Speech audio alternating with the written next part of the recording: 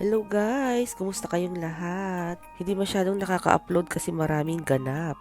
Ito yung video kung saan nagpunta kami sa The Tower of London at saka sa Buckingham Palace. Ayan yung kanilang famous na telephone booth. Kagigising namin dito guys. Pagkagayak, ayan pupunta na kami mag-breakfast. Kasali yung aming breakfast dito sa hotel. Simple lang yung breakfast nila dito guys, oh. Merong granola, lagyan mo ng yogurt, may tomato, ham, cheese. Lagay mo na rin sa yung bread. May nga palaman, croissant. Meron din silang toaster dyan. O, magkape na tayo guys. So, sinasuggest ko kapag meron kayong re-rent na hotel, mas maganda yung meron na siyang kasamang breakfast. Para on the go na kayo pagkatapos ng inyong agahan sa umaga. Ayan. So, ano mang activity ang gagawin ninyo, maaga kayong makakapunta. Ito, pabread lang kami, guys. Ito na yung papasok dun sa kanilang train. Ang tawag sa train nila is tube. Yan. Underground siya, guys. Antayin natin yung train na lalabas dito. Yan. Yung symbol niya is, yan o, red circle. Tapos, merong parang underline sa gitna na kulay blue. At ayan na nga, dumating ng ating sasakyang train guys. So papunta tayo sa ating walking tour this morning. 4 oras na tour ito guys, maglalakad lang tayo. From Leicester Square, pupunta tayo sa Hyde Park Corner para i-meet ang ating mga kasama sa tour at saka yung ating tourist guide. Sasakay tayo sa train. Ayan, nakababa na kami dito sa Hyde Park Corner. Tataas ulit tayo, papunta tayo sa exit nila. Yan, kung mabilis kang maglakad, dun ka sa left side. Kung mabagal ka naman, dito ka sa right side para mauna yung mga gustong maglakad ng mabilis. Tingnan nyo guys yung sa left side, di ba yung mga advertisement nila, nakasabit lang dun, naka-placard. Umuulan naman nung aming walking tour guys. Buti na lang meron silang umbrella sa hotel. Pinahiraman nila kami ng payong. Ayan, dito ang ating meeting place sa may Wellington Monument. Di ba? Pagdating namin, kami pa lang ang nauna. For the first time, nauna kami sa lakaran, guys. Ayan, maambon-ambon. So, wala pa naman yung aming mga kasama. Naglakad pa kami dito. Tumambay kami dyan sa may bus stop. Kung mapapansin nyo, yung mga bus nila is kulay red na double deck. Ayan, pa-picture muna tayo dito sa kanilang telephone booth. Yan naman yung kanilang bus, oh. Yung telephone booth na yan, guys, is gumagana pa. So, pag nag-dial ka, lagyan mo lang ng coins. Pwede pa yan, umaandar pa naman. Dito muna tayo habang wala pa sila kasi walang silungan doon sa may Wellington statue. Ayan na nga, nung mga bandang mga 8:15, nagsidatingan na rin sila. Bumalik na rin kami dito. Marami kami dito guys, I think more than 20 kami. So, ang unang stop natin is papunta tayo ng Green Park. Sa left side. Doon sa right side naman yun yung Buckingham Palace guys. May fence siya. So, going straight, ito na, makikita na natin ang Buckingham Palace. Diyan sa harapan. Siyempre, kailangan pa rin nating magpayong kasi umuulan pa rin. At saka, siyempre, nakatulong itong aking Netherland pirate na sombrero, yung black. Di ba mukha lang akong pirate. Ito naman si Jusawa, naka-hoodie. Ayaw na rin niyang magpayong minsan. Ito na yung harapan, guys, ng Buckingham. Magpipicture tayo dito sandali. Ang gate nila, ang ganda. Black at saka may tinge na gold. Pa-aura tayo dyan. Ang daming tao. So, hindi tayo makakuha ng solo picture. Ganyan na lamang po. Alam niyo ba nakita namin dito si King? Dumaan siya guys, si King Charles III. Sasakyan pa siya, tas may mga bodyguard na may pawangwang. Kaso ang bilis nila kasi, kaya hindi na kami nakakuha ng pa-picture. Pero nakita namin sila. Ayan. Di ba ang saya? Kahit umuulan, sige pa rin ang lamierda, guys. At maraming tao. Ayan, nung dumaan siya, si King Charles. Yung mga tao talaga, excited din. Tuwang-tuwa, nakikita namin si Prince. Ay, King pala. King. Ito yung kanilang guard, Kung makikita ninyo, nakasakay sila sa mga kabayo. Pag 11 a.m. pala, may tinatawag silang change of guards. Yan, magpapalit sila ng mga gwardiya, guys. Ito yung sa main street ng papunta ng Buckingham Palace. Yung flag na yan, guys, oh. Yan. Pagka yan daw nandyan sa tuktok, ibig sabihin nandyan yung king. So, oo nga, dumating siya, diba? Nakasakay sila sa may sasakyan niyang kotse. Alam niyo ba guys na si King Charles pala hindi nakatira dyan sa Buckingham Palace? Diba ang alam natin is ang pag-king ay nakatira sa palasyo. Hindi pala guys, dito siya nakatira oh. Yung kulay puti na yan, na building, dyan siya nakatira. Although malapit naman yan sa Buckingham Palace. Pero nga, ang Buckingham Palace pala is office lang nila. Dito sila actually nakatira sa kabila na building.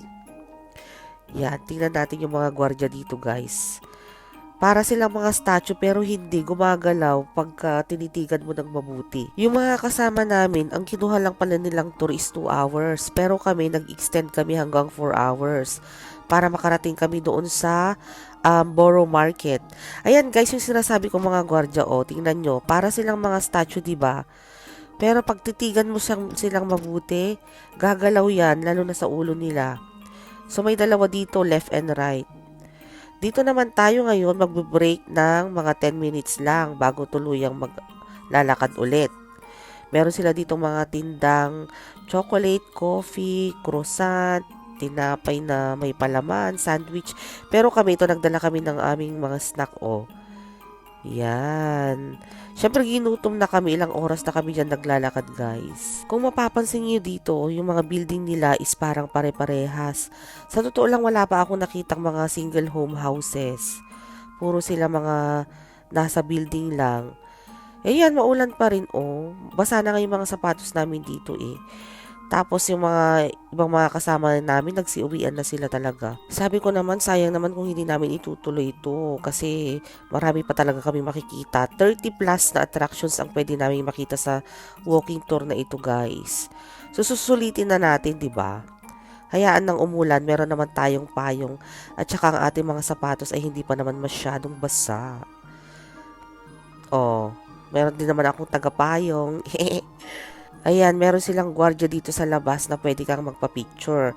Pwede kang tumayo dyan at kumuha ng litrato pero hindi mo siya pwedeng lapitan ng masyadong malapit kasi naniningip pa daw yung kabayo. Yung mga malalaking building nila na ganito guys is usually mga office nila. Sa 10 Downing Street, doon nakatira at saka naka-opisina yung kanilang Prime Minister.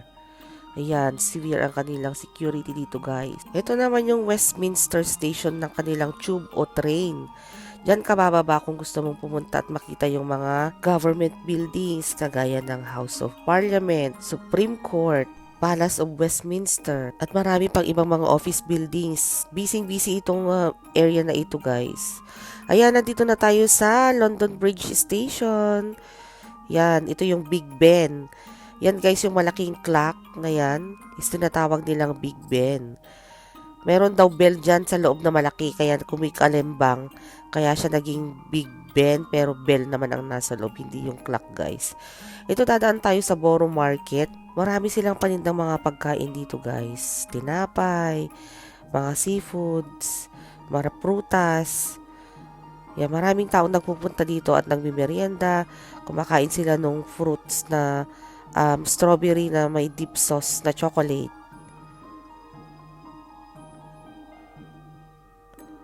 Ito yung sinasabi kong chocolate o fondue. Fondue? Fondue? Yan. Pipila ka dyan, kukuha ka ng baso ng strawberry na fresh. Tapos iaabot mo sa kanila, lalagyan nila ng sauce. Ito naman yung mga fresh fruits din na nakakaps. May paella din. Maraming nag-o-order actually.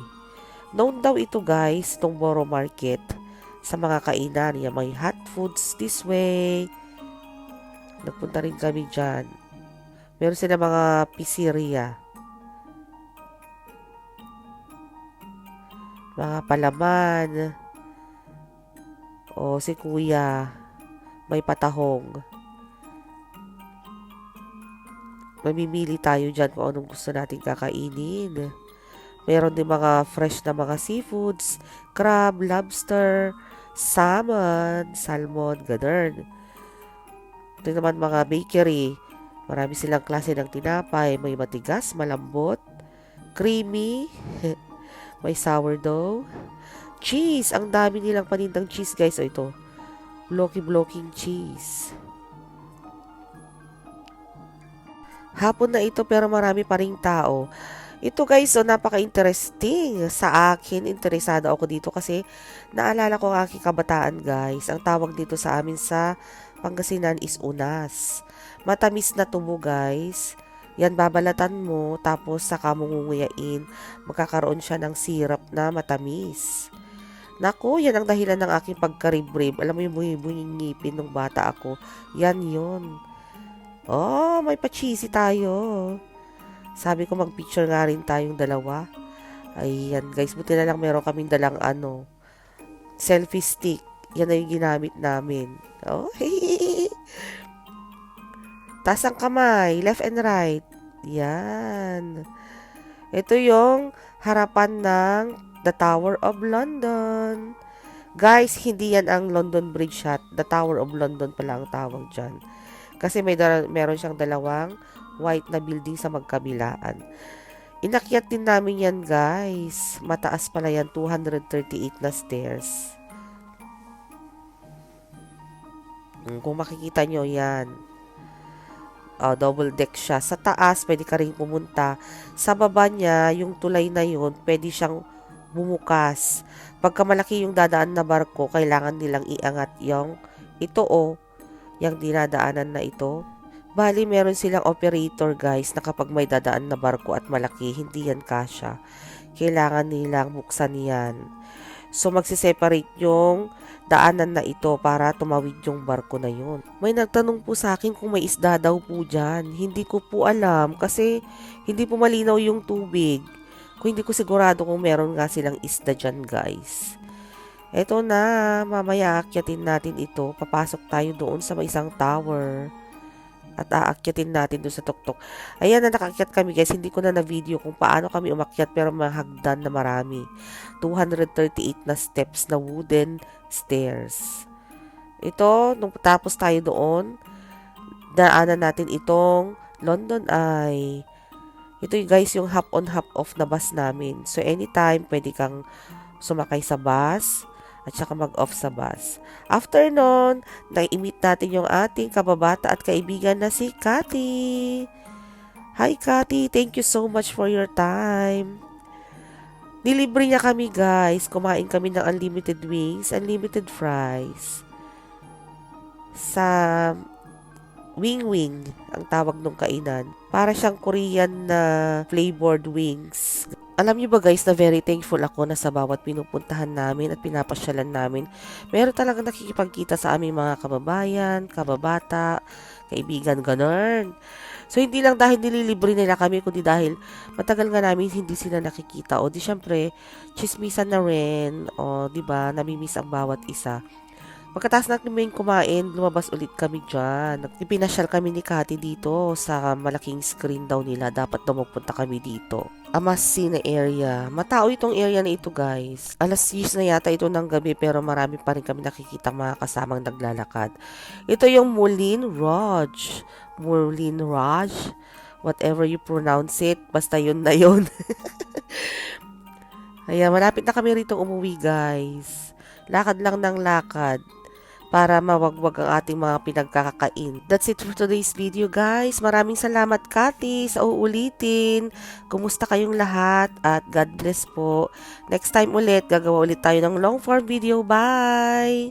Thank you!